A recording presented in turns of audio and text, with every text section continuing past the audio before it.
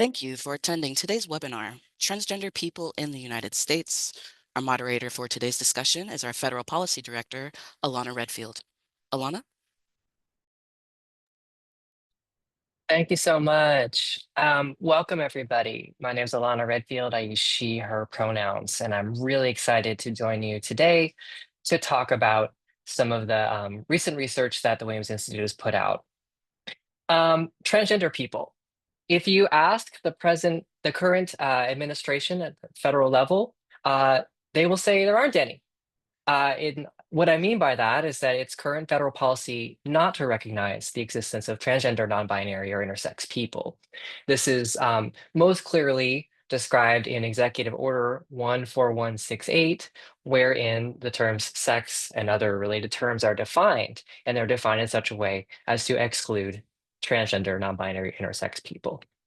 But if you ask transgender people themselves, it turns out there is quite a substantial number, there are quite a substantial number of trans people in the United States. And I think it's more important now than ever that we use rigorous scientific, reliable methods to understand who this population is, how many there are, and what their needs are. So yesterday, the Williams Institute released our new estimates of the adult and youth trans population in the US. And with me today are the two scholars who put forth this report and who have conducted research over the last many years on this population. So I'm going to introduce them and then hand it over to them to give you a brief presentation on what they found from the data and then a little bit of discussion about those findings. So first we have Professor Andrew Flores, a distinguished visiting scholar at the Williams Institute and an associate professor of government at American University. His research focuses on attitude formation, attitude change, and public policies affecting LGBTQ populations. Dr. Flores served as a member of the National Academies of Sciences, Engineering, and Medicine Consensus Committee on the well-being of sexual and gender diverse populations in the US. Dr. Flores has also led our research on violent victimization using federal data from the National Crime Victimization Survey and has been a crucial team member for the US Transgender Population Health Survey, so we call it TransPop, a nationally representative survey of trans adults. Dr. Jody Herman is the Reed Rasmussen Senior Scholar of Public Policy at the Williams Institute. Her research focuses on gender identity in survey research and the prevalence and impact of discrimination based on gender identity or expression, including minority stress, health, and suicidality among transgender people.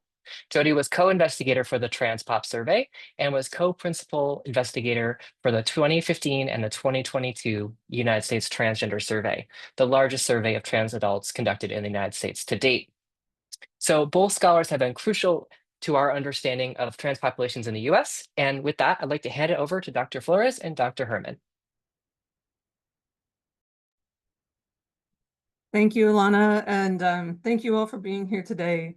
We are excited to discuss our new estimates of adults and youth who identify as transgender in the US. And my co-author, Andrew Flores, and I will take you through the key findings and methods in our webinar today, and there'll be time for questions later on in the hour. Next slide, please. So first, I wanted to provide you with some background for the series of reports at Williams. We began the series of reports back in 2011 when we published the first estimates of the US trans population. That study was authored by Gary Gates, and at that time, he had only data from a couple of state-level representative samples to work with. And using that data, he estimated that 0.3% of US adults, or 700,000 adults, identified as transgender in the US. But in 2014, the CDC's Behavior Risk Factor Surveillance System, or as we refer to as the BRFIS, and it's a national health survey administered, run by the CDC, but administered by the states. The BRFIS began asking respondents if they considered themselves to be transgender. This question was an optional module, and in 2014, 19 states had asked that optional module. So once that data set became available, we created estimates using the methodology that Andrew's going to describe later for new adult estimates. Eventually, we also created estimates for youth using that same data, but the data situation for youth has improved over time. So in 2017, the CDC's Youth Risk Behavior Survey, survey of high schoolers, began asking youth if they were transgender and providing a brief definition of what that means. And we've since used YRBS data to create estimates for youth ages 13 to 17. And we started using that data source for youth in our 2022 publication, which is the publication just prior to this one. Next slide, please. So today we're going to go over our estimates from the new report.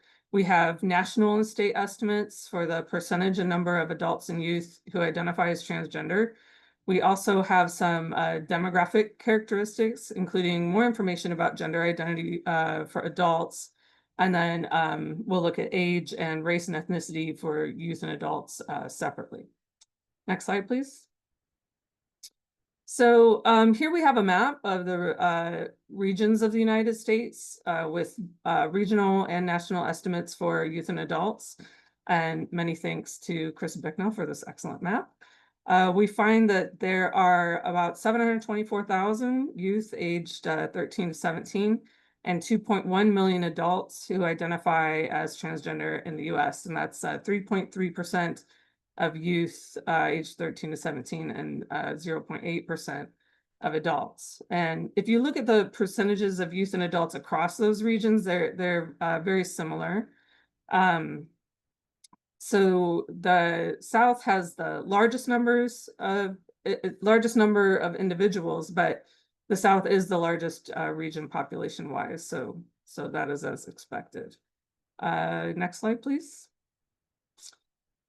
So this is the gender breakdown for adults. So we do not have more detailed gender identity estimates for youth because the Youth Risk Behavior Survey does not ask that question.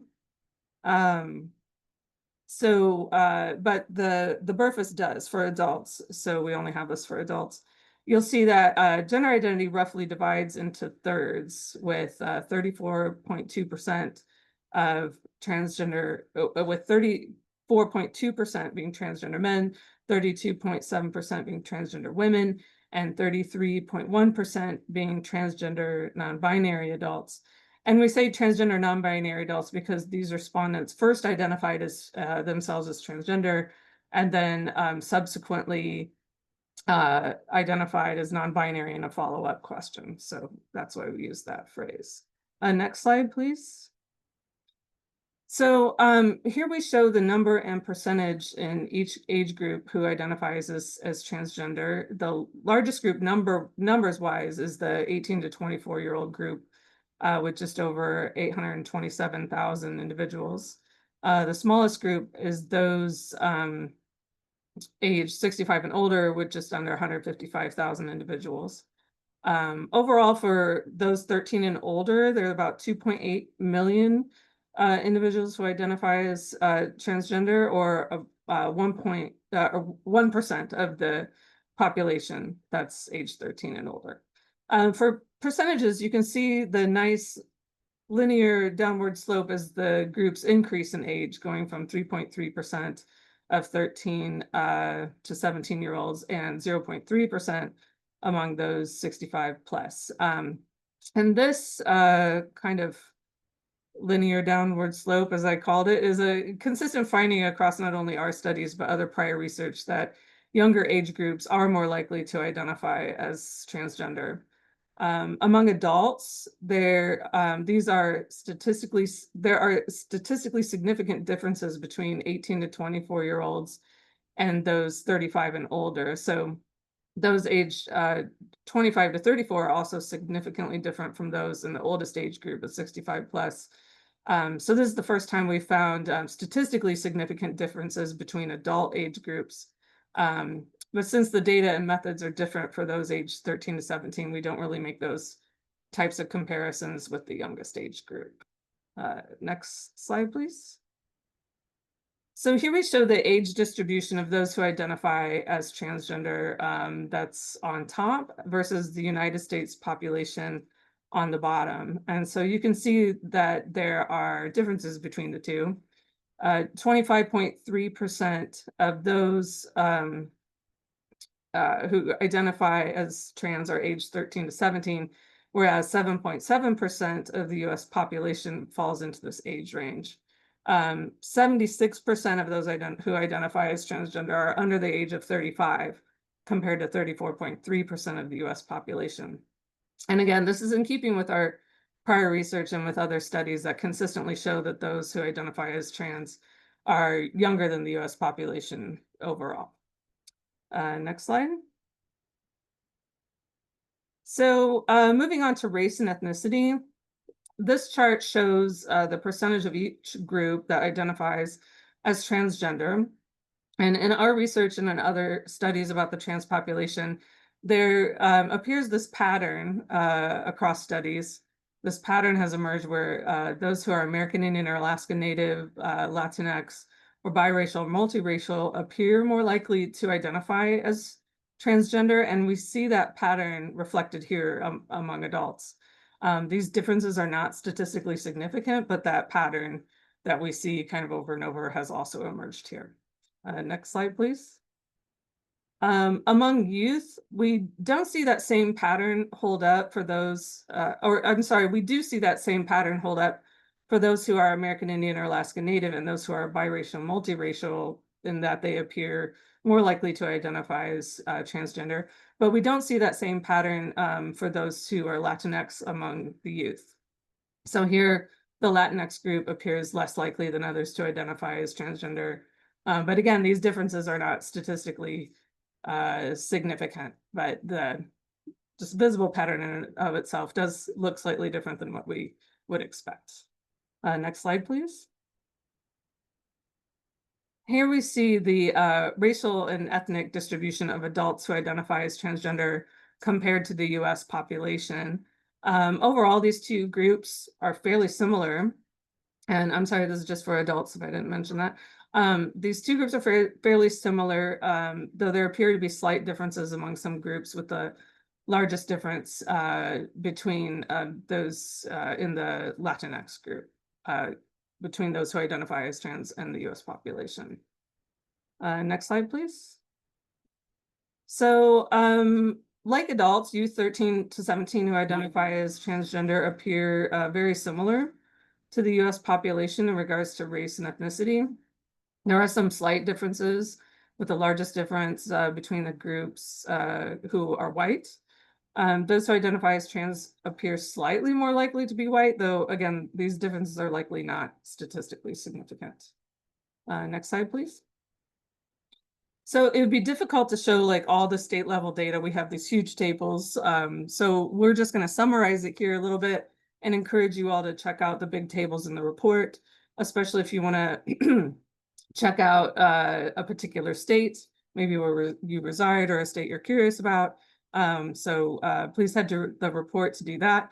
But as we showed before, there's not much variation for youth and adults across regions in terms of the percentage who identify as transgender. At the state level, state percentages of adults who identify as transgender range from 0.4% in New Mexico to 1.2% in Minnesota.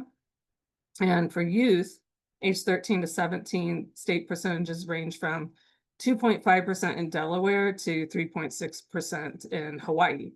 There also don't appear to be any significant differences between the states for youth, but there are some significant differences between states for adults, which you can see in the appendix tables in the report. And with that, that's just a very brief overview of our findings. And with that, I'm going to hand it over to my co-author, Andrew Flores, who will describe the methods we used for our estimates. Andrew? Thanks, Jody. And I will try and be brief because I don't want your eyes to gloss over from me getting too technical in the weeds. But if there are questions that end up coming up, feel free to use the Q&A, and I'll try and respond to them as appropriately. So in order to arrive at these estimates, we rely on two data sources. Both are produced by the CDC. The one is the Behavior Risk Factor Surveillance System, which is a survey of public health that is designed to be representative of every state in the United States. And as Dr. Herman mentioned, that some of these states, actually most of the states, asked a question around someone's sexual orientation and someone's gender identity. And so we actually have those data points and for a lot of these locations. Our second source is the Youth Behavior Risk Factor Surveillance System, which is actually a complicated sample where there is multiple surveys that are collected among youth aged between 13 and 17, in addition to some individuals who might be 18 or older. And the YRBS asked around about gender identity in their national survey. And then some states also asked this for their state level data collection. And then other states also had districts, school districts that actually asked these questions. So in the BRFIS, we have measures of people's sexual orientation and whether or not they identify as transgender, and subsequently whether or not they identify as a transgender man, transgender woman, or transgender non-binary.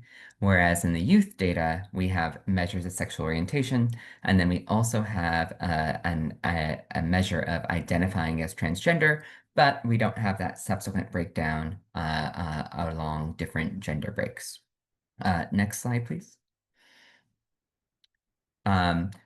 I will note before we move to this slide that we pool the years from 2001 or 2001 to 2023, 2021 to 2023 about these respondents in order to kind of get a large enough sample size in order to get credible estimates. And so our national estimate for the YRBS does come from the CDC's 2023 data, whereas our statewide data for, say, adults is what we can get as a credible estimate from pooled all those years together. And so what did we do in terms of our analysis? Well, first, we had to decide on a coding scheme. And so the first thing that we did is that we made sure that we could, anyone who identified themselves as LGB were coded as a 1. If you're not LGB identified, then that was a 0. And similarly, we did the same thing with gender identity. If you are identified as transgender, you're coded as a 1, all else is a 0. Now, this might be, so there might be questions about why, say, our estimates might be somewhat smaller than, say, other organizations. And one of our major differences is about how we think about coding these groups. And so in our categorization, we only classify those who are LGB or transgender as those who affirmatively say that they are LGB or transgender. So if there's an individual that might say something else, we don't want to necessarily assume what that person's identity might be. And so we don't necessarily include them in terms of the estimates of these categories. So I think that's an important note. And so some might say that maybe that means that our estimates are low or maybe conservative per se. But I think what we're trying to say here is that these are the individuals who self-identify in a survey and in a way that is a way that we can accurately document. So that's an important component of our work here. Um, uh, and so for our adults, if we have data that's representative of the state in the BRFIS, we use that data just to provide us the estimates of how many people are transgender and LGBT and LGB within that state.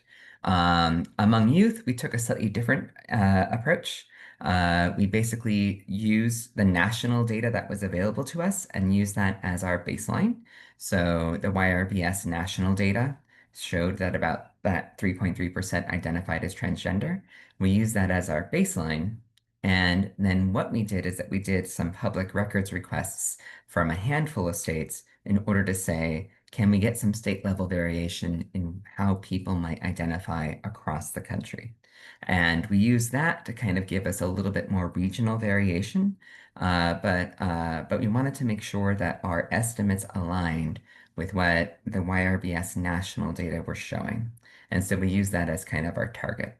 Whereas with the adults, we kind of relied on what do these states show us, and then how can we rely on that state variation to provide us a good estimate for the states that we don't have data for, which was very, very few in the current analysis. Next slide, please. So in addition to using these health surveys, we had to have population targets in order to kind of understand what does, the population look like for people within certain age groups, as well as within certain racial ethnic groups, and various other intersections of identities. And so we used the 2023 ACS data in order to tell us how many people fit within a certain type of category. So here it's like how many people are within the ages of 18 and 24 who identify as Latinx and then also reside in the state of Florida. And so we get that estimate, we get that number of people. And we also check out what do our estimates say about what that population looks like who identify as transgender, and then we combine both of those data points in order to get to our estimates. So and so we rely on the ACS to kind of give us that population demographic. And this is important for just our state level estimates, but then also whenever we do subgroup estimates by age or by race, we look at those intersections completely, where we're looking at the age and race intersection. In addition, we make sure that all of our state level estimates align with our population level estimates for the country in order to make sure that when we produce subsequent reports, that all of these numbers will line up and be consistent. Next slide, please. So this is the big question, right? Is what happens if a state doesn't ask, transgender identification, and how do we deal with that? Well, importantly, 41 states actually use this module. So we're relying on very rich data that tells us about who identifies as transgender across the United States. And so what we're really missing is just 9 states and DC.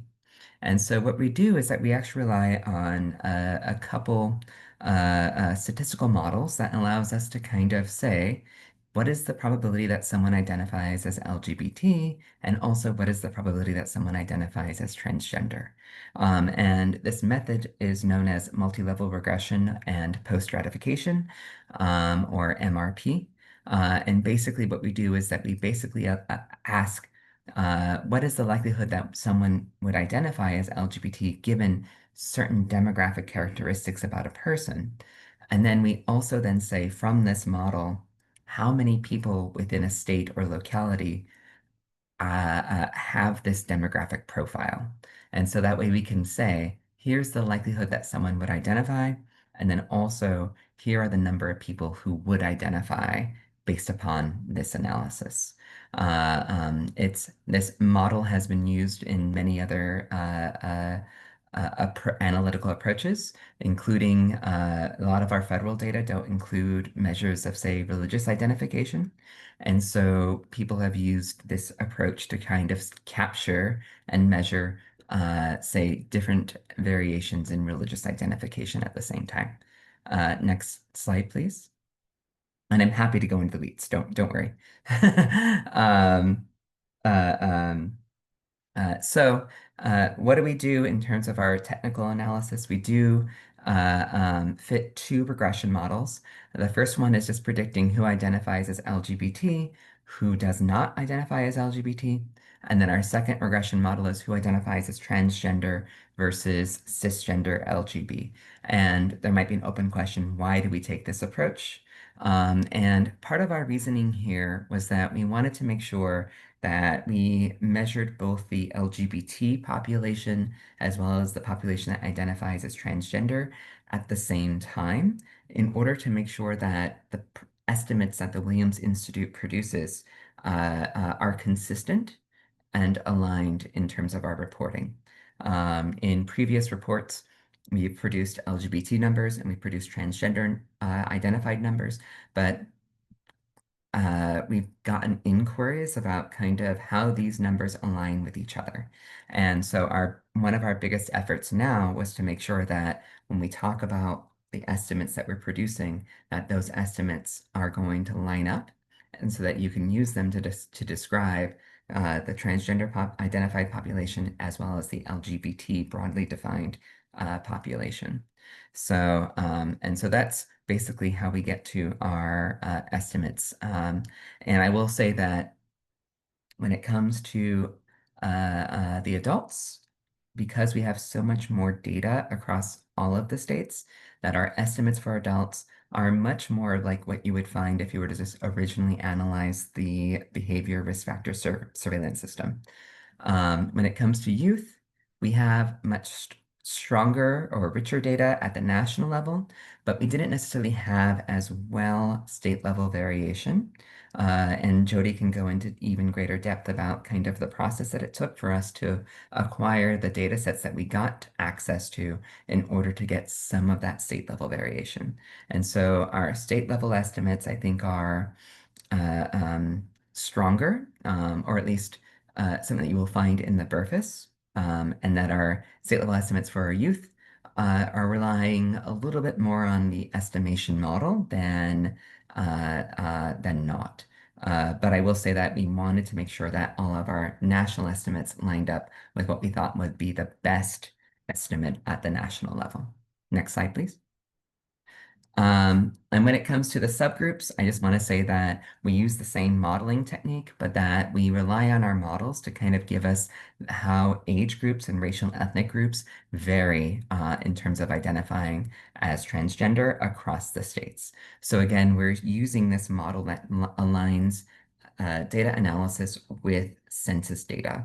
And what we're trying to do is get a better understanding of these subgroups. And why do we rely on our model versus, say, what the Burfess or other data show? And the important point here is that even if you have rich data, when you're talking about smaller subgroups within a broader population, you might still get to smaller sample sizes.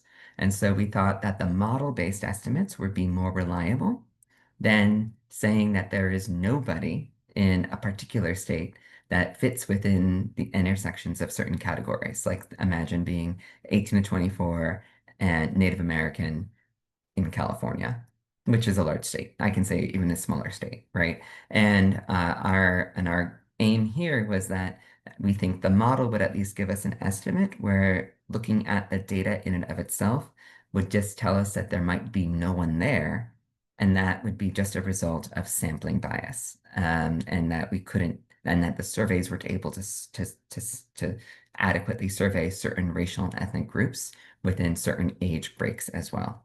And so we wanted to make sure that we aligned all of our estimates to something that can be credible, but then also not be like, because we have potentially no respondents in a particular intersectional location, that we can't describe some aspect of what we think the population looks like. Next slide, please. Oh, and I guess that's up to questions now. So I will pass everything back to Alana, and I've already seen that there's been some Q&A, so I'm looking forward to that as well. Thank you, Andrew. And Jody, before I jump into questions, did you want to respond to Andrew's attempts to throw you back into the conversation? About acquiring the state level data? Yeah. Oh yeah, so we were had to go state by state and request the data from the various state level agencies that administer the state level YRBS data. We had some success, but that process takes quite a bit of time. So it's yeah, it was a team effort, and we were able to get data from a handful of states, which was enough for us to use in the model. But I don't think there's any really interesting stories to tell there. But yeah, it does take a lot of work and time. Excellent, thank you. So I have a couple questions based on my own reactions, and then we'll open up to some questions from our audience. So first, both of you are researchers who have studied LGBT and particularly trans communities for many years. So I'm curious if you could share what you found most interesting about the new data and the findings from the study, or anything that might have surprised or stood out to you. Yeah, I guess I'll start here. Thanks for the question. So I have to say that I wasn't particularly surprised by our findings. It's very much in keeping with what we'd expect given our prior research on the topic.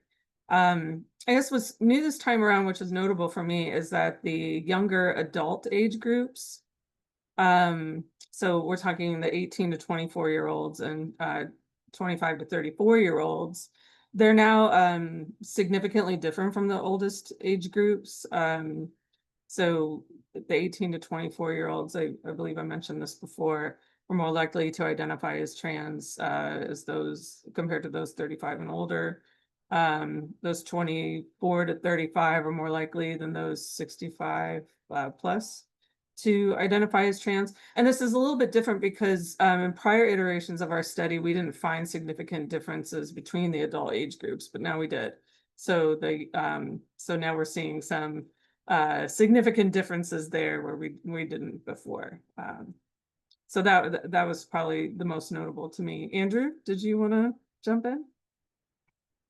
Yeah, I was just answering one of the questions in the Q&A, and I think this is exactly what the point is, especially for our youth, is that this was the first time that we're able to use data that's meant to be nationally representative in order to understand the population of individuals who are 13 to 17 who identifies as transgender. In prior reports, we relied on state level data, and still that data was not as comprehensive as, say, as our adult data are. So to me, it's not necessarily surprising, but it's what is also surprising is also that the quality of the data has improved over time. And both our adult estimates and our youth estimates at the current report are likely some of the best estimates that you can get from official statistics from the federal government. And I know that this is going to be a question in future. I don't want to go down the future road yet, but I do want to say that this kind of represents, say, maybe one of the best opportunities to understand those who identify as transgender in the United States today. Thank you. Um, I actually did want to ask a little bit about the limitations. Like there are certain things that can be gleaned from this that you've presented so well, but there are also limitations to what we can know from the existing data sources. So kind of like jumping off of what you were just saying, Andrew, to either of you, what are some of the limitations that you see in the data? Yeah, I'll start there. So our findings are limited also in that they are limited to those who identify as transgender on a survey. Um, and as we know that there are some folks who might meet the definition, like as those members of the research team might use the definition of the transgender population. There are some folks who might meet that definition, but they don't personally identify that way. They don't personally identify as transgender, and so it's quite possible that we're missing those individuals, which would suggest that this could potentially be an undercount. But we also have found that older folks are more likely to refuse to answer questions about trans identity, but younger folks are more likely to respond to those questions. And there are reasons why people may feel more or less comfortable disclosing their identity on a survey. So we're able to count those who did disclose their identity on the survey. Those who refused to answer the question, we don't know much about them, right? And as Andrew said, we don't include this don't know or refuse group. We don't include them in our estimates, but we could be missing some folks there as well. And of course, we want more and better data. As Andrew said, this is the best data yet that we've had to work with. But of course, we always want more. We always want better. We always want more. And I think unfortunately we're going to have some delays going forward, but we can talk a little bit more about that in a bit. Andrew, did you have something you wanted to add about limitations? I mean, I think there's been a couple questions noted in the Q&A and chat that I think are worthwhile of exploring. One thing, of course, is that we do rely on this ACS data in order to kind of project to the population. And it was asked kind of why use the 1 year versus the 5 year estimates or other types of data sources, right? And so the way that we justified that decision was in part based upon the time frame that we're looking at for our current data. And we thought that a 5 year window might actually be over extrapolating from our current analysis. But we also acknowledge that a 1 year estimate does also contain its own limitations because it might undercount or have less statistical stability for particular subgroups within the data. And so, yeah, so there's no perfect answer there. And but I would be highly suspect if our results or estimates would be changed by changing, say, what version of the ACS or census data that we use as a result of our analysis. So those estimates tend to be pretty smooth, so I'm not necessarily concerned in that regard, but it's a relevant question. And the other question is kind of about our coding and our analysis decisions. One thing that we are, of course, concerned about is making sure that we have enough of a sample to analyze in order to produce these estimates. And one thing that we are highly cautious of is trying to make sure that we're not trying to over extrapolate from the data that we do have. And so it's difficult, even when you have rich data like this at the state level, say for adults, it's really difficult to kind of look at trans people at the intersections of their sexual orientation and produce those numbers at a state level. And so, so we try to make what we thought would be the best coding decisions, though also keeping in mind the quality of the data that we have. And so I think that's all very important. And so we did not take any of these decisions lightly, but we wanted to make sure that we made the best decisions that we collectively thought would produce what we think of as the most reliable estimates that we could. Thank you. One thing that you pointed out during the presentation that I thought was interesting was these differences around different age brackets. And certainly, I have worked in LGBT policy for about 20 years, and it to me makes sense that there might be some increase in cultural acceptance or cultural awareness, at least around trans issues, that could contribute to this. But I would love to know what the data say, or what you think based on what you're seeing from the data itself about differences in the trans population, particularly around age groups. I guess I can go back to you, Jody, for that. Yeah, sure. So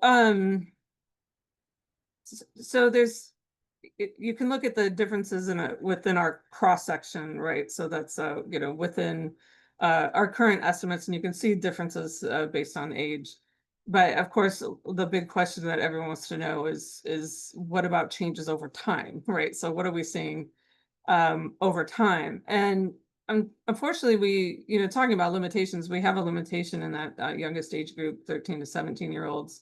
Andrew was talking about this, just that we have used different data sources and methodology for that group over time. So looking at that 13 to 17-year-old group across our publications, you can't really make an apples to apples comparison over time for that particular group. But what we can say is we believe that these estimates that we have now are the best the best estimates that we have for the youth 13 to 17, especially nationally. So yeah, but looking at that over time, we don't recommend making that comparison because of the differences in data sources and methodology.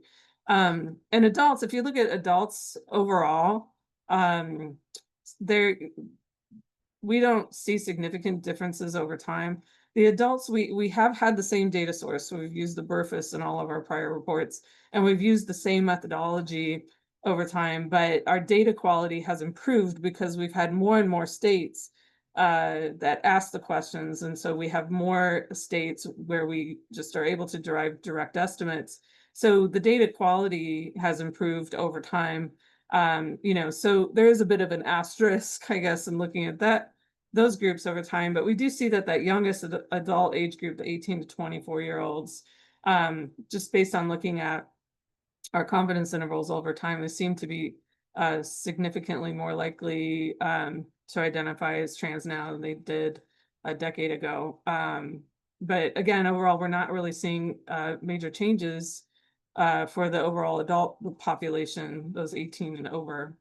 But let's just talk about that cross section. So why are youth more likely to identify as trans? I think that's a question that a lot of people want to know, and a lot of people want answers to, and we don't have all the answers. But one aspect of it is just that there's that youth are just more likely to answer those questions. It could be, we're talking about survey research, people's willingness to disclose their transgender identity on a survey.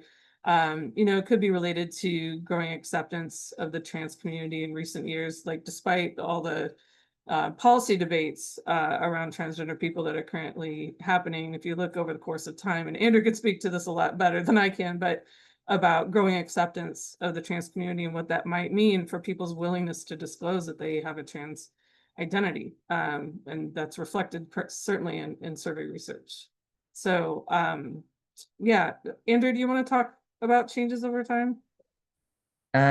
Sure. So me and Jody actually have a forthcoming piece coming out in the conversation where we have a little bit more of a broader discussion about the age dynamics here. And one of the things that we actually show is that the patterns that we see across different age groups is quite linear, which kind of means that we're seeing a consistent kind of percent of the population that is identifying as transgender change by age group. And that would be unlikely, or that evidence would not necessarily be consistent with this idea that younger people are somehow markedly so different in terms of identifying as transgender than young and older individuals. And so we provide more context and more analysis to kind of let you know kind of what our expectations are if we were able to continue to collect this data. And a lot of this aligns with social change in the sense that people, younger people especially, are growing up in an environment that is much more aware and accepting of gender diversity. And so many individuals are able to kind of uh, uh, take up an identity that maybe they would not have otherwise done if they were a part of a different cohort or different generation. And this is consistent with what we see with people who identify as LGB as well, right? It's like there's what Gallup recently came out with estimates that were around 9.8% of the adult public that identifies as LGBT. And that's not necessary. And there are age differences and cohort differences related to that. And I think that there is a consistent story around kind of who are younger people and what are the society that they're growing up in, and can they feel safe to kind of claim an identity and affirm that identity versus other arguments that are saying that these categories are being pushed onto people. And so those are some of my thoughts around that. And I will also say that as you look over time, the language around sexuality and gender have changed. And if you look at sexuality over time, our younger cohorts are more bisexual and pansexual than our older cohorts. And additionally, our younger cohorts are more gender non-binary than our older cohorts. And so there's something about rejecting the binary gendered system, both in terms of sexuality and gender, that is a part of how younger people are understanding both their gender and their sexuality. And so I think those are important components to understand when we think about these generational differences over time. Thank you. Um, and I know that speaks to something I think a lot of us are thinking about. But I also want to kind of bring us to the data yet again. Always the roads lead back to the data, and particularly thinking about how how to generate the best quality data. Part of the core of this research is that we understand federal data that has this large sample size is incredibly valuable to understanding LGBT communities and trans communities. And so, as I mentioned earlier, there's this Executive Order 14168 that essentially says the federal government is not going to recognize trans identity, although it does allow, at least for now, the collection of sexual orientation data. Doesn't reference it in the executive order. But let's go back 2 years or 3 years to the Biden administration when Executive Order 14075 came out. So the President Biden issued an executive order that rapidly and dramatically expanded SOGI data collection across the federal government. And it was also timed at a time when we saw more SOGI data coming out from the states as well. Um, so so essentially, right now we're living in this world where we almost had some of the, or we did with the BC in the 2023 CDC data, but also other sources. We saw this incredible burst of flowering of amazing data, and then now all of it's being rolled back on gender identity and trans experience.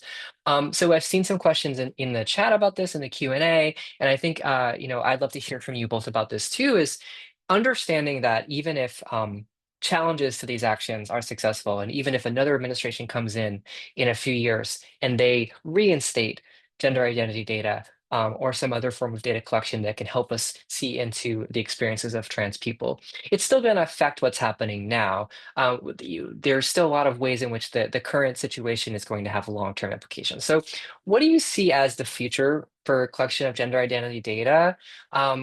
And how can we gain meaningful, reliable insights at the kind of highest level of quality, um, especially in the near future, if we can't rely on federal data collection? Yeah, so I'll start, and I saw something hopeful in the chat that states might continue to collect the data for the CDC surveys. So that gives me a ray of sunshine of hope that there might be some data sources still out there. But we do foresee a sizable gap in our ability to use these data sources going forward.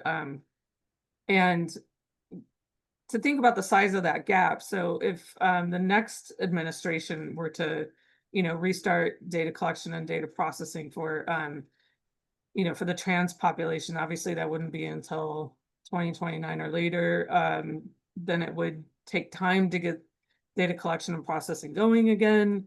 Then we need several years of collected data to do the type of study that we've presented here. So, I mean, we're looking at, nearly a decade of a gap in our work, which is, pretty depressing, frankly. But it's also not only our ability to do these population estimates that we've described today, but the BRFIS and the YRBS are used for other purposes, and other federal data sources are used to study a variety of topics, like BRFIS and YRBS are obviously health surveys, so we study health and health indicators and health disparities.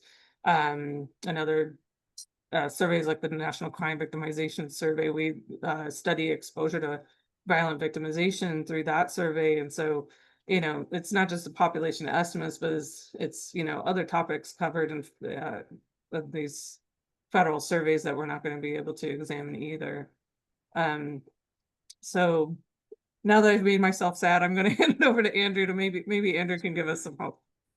I'll be a little sad first, and then I don't know if there's any. Well, there are some positive moments, but I will say that in immediate compliance with the executive order that Alana first referenced, that the administrators of the National Crime Victimization Survey, which was one of the first federal surveys that actually collected people's sex assigned at birth as well as their current gender identity, and allowed us to understand patterns of violence towards people who are trans, regardless of whether they identify as trans. So keep that in mind in terms of our differences in our estimates here, right? So our current estimates and what this report is of those who self-identify. It's likely a larger population because there are people who may have gone through a gender transition, but not themselves identify as transgender, right? And so these are slightly different populations, right? And so, but in order to find that there are statistically significant patterns and disproportionate patterns of violence directed towards people who would, in a medical understanding, think of these individuals as transgender. So, and what the federal government has done in order to comply with the executive order is that they have basically eliminated those questions. And if they ask those questions of respondents, they are instructed by the administration to put in that they refused to answer the question. So even if you get asked these items, your responses are not getting documented. And so we are actively losing a lot of information right now. And as Jody mentioned, it's going to be a long time. And and I think our rosy picture, Dr. Herman, is that it could just be to 2029, but it might be even longer, right? And so how much data are we losing as the course of time goes forward? Now, so that's me being doom and gloom, and I apologize, but it's the reality. So to end on a slightly higher note here, I do want to say that the Williams Institute has been working with many of our colleagues and funders and other organizations in order to figure out how can we collect the data that we might be losing by virtue of the federal government trying to comply with this executive order. And so we have started and are continuing to do this project that allows us to kind of fill in the gaps as we lose what was an incredible resource for us to understand LGBTQ transgender people in the United States. And so I do want to say that we're thinking ahead. And I applaud my colleagues at the Institute for making sure that we thought that we're trying to fill in those gaps, knowing that these are crucial data that helps us continue to understand LGBTQ people. Thank you. And there's some great stuff in the chat, particularly around the work that states are doing to continue the data collection. And hopefully we'll have more platforms in the future where we can learn about those things. I have only a few minutes left, so I want to take two more questions. And so I'm going to invite our panelists to be concise, brief, but I want to squeeze in as many questions as possible. So this one here is a mashup of a couple that we received, but one factor that could be affecting the data is the rise in anti-trans legislation at the state level. So this was happening at the time when these data were collected. And also, we know as a response to some of that legislation, some people actually moved within states from states that had less protective policies to states that had more protective policies. So my question for the panel, we can start with Andrew, is what do you think, or what ways do you think that could have affected the data? That's a great question, and I think uh, it would be wonderful if we had continued data collection at the federal level that allowed us to kind of understand people's own decisions to move out of these states that have passed anti-transgender legislation to other states. That's not an easy decision. It takes a lot of time to make those life changes. And so I think that all this is saying is, what do we lose by the fact that we're no longer collecting this data in order to understand whether there are people who are fleeing states? And there's evidence, anecdotal evidence, that says that there are families that are literally moving outside of Texas and outside of other locations because they want to take care of their transgender children, right? And so I think that this just raises the importance of why we need to continue our data collection, because we won't understand the impact of that without doing further work on this. And so I don't necessarily think that our estimates are hugely impacted by this, but I do think that moving forward, that what we learn is already going to be affected by these dynamics. And the second thing that I will add is um, there's some evidence about people who are, oh, sorry, I'm supposed to be brief. There is some That's evidence that good. Keep says, going. yeah, there's some evidence to show that people are more likely to self-identify when they feel that they are targeted and attacked. And so there might be some aspect of data that might reflect this idea of what is known as oppositional consciousness, that by virtue of being targeted, that you actually say, well, this aspect of me was not necessarily as central to who I am, but it was a feature of mine, right? And now you're making it so important that I have to make sure that I identify this way. And so I think it's important to kind of think about the political ramifications, both in terms of who can move and who can't, but then also who is now identifying who might not identify before. Thank you. So, do you want to add anything, or should I move to the next question? No, I'll just say, obviously, like there, you know, that there is evidence that trans people are considering moving and moving. So, like you can find some information about that in the Early Insights report from the 2022 U.S. Trans Survey. But we know what's happening. Yes, of course, it's just about our ability to capture that in these data sources. Thank you. And I'm really excited to end on this last question, which feels extremely important in the present moment, which is, how does your study, how does what we've learned from this report and in the work that you've done, how does it help the audience serve the trans population in the current climate? I'm gonna start with Jody. Well, gosh, this is a fantastic question. I mean, one of the things that I like to highlight, and I hope that, you know, those who are working on behalf of the trans community can highlight, is that you know, that trans people live everywhere, urban, rural, big states, little states. There's I don't think that there's any lawmaker who should be under the impression that there are no trans people amongst their constituents.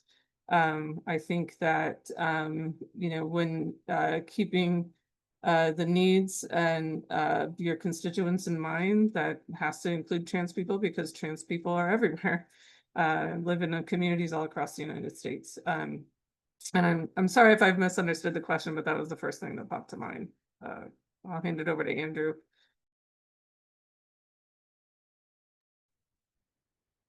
Um, Alana, sadly, what was the question again? How does this research, how does it help the audience or whoever might want to serve the trans community in the current climate? No, thank you. Yeah, and Jody, I was waiting for you to say this. Our good colleague and friend Gary Gates once said, if you can't be counted, you don't count. And so when it comes to what we are producing with these estimates, I think that we are carrying the tradition that we need to make sure that we have a quantifiable and reliable estimate that allows us to communicate to policymakers about who might be affected by the policies that people are proposing and that states are passing. And regardless of good or ill, uh, the Scarmetti decision by the US Supreme Court, their first sentence cited me and Dr. Herman in order to kind of elaborate on its opinion. And so, but there was a number there. And I think that continues to be an important point in the way that we can handle these policy discussions. It's not the end point, but I think it's a good starting point.